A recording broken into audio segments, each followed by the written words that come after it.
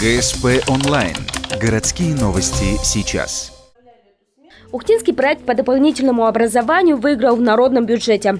Его запустили в прошлом году. На общественных слушаниях выбирали несколько программ развития той или иной сферы. Самой лучшей программе полагалось региональное финансирование. От образования на этот конкурс было выдвинуто 6 проектов. Один от Центра юных техников выиграл 330 тысяч на развитие робототехнического кружка.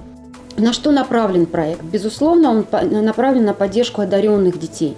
Потому что мы с вами знаем, что Ухта – это промышленно-индустриальный город, который сегодня нуждается в специалистах и рабочих специальностей, и инженерных специальностей.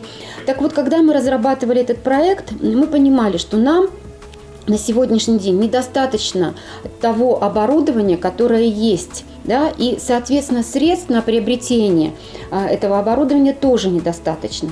Теперь улучшить материально-техническую базу для будущих инженеров есть на что.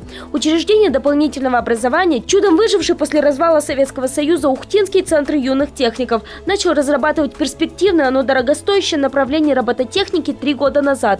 Было сложно. Об этом тогда толком тут и не слышали. Пришлось привлекать родителей и меценатов. Были закуплены базовые конструкторы, а теперь, благодаря народному бюджету, можно расширить ассортимент. Базовый набор электроконструктора приобретается в количестве 10 штук для того, чтобы открыть, может быть, еще одну группу, которой дети могут заниматься на базе, и расширить количество детей, интересующихся этим направлением.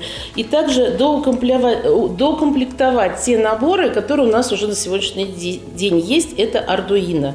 Интересное направление. Покупать все будут у производителя из Челябинска. Именно там когда-то зародилась российская робототехника как образовательное направление. По условиям все должно быть закуплено уже до 1 октября 2017 года. А уже меньше, чем через месяц, 1 мая, стартует новый этап народного бюджета. Для него в управлении образования уже разработали новые проекты.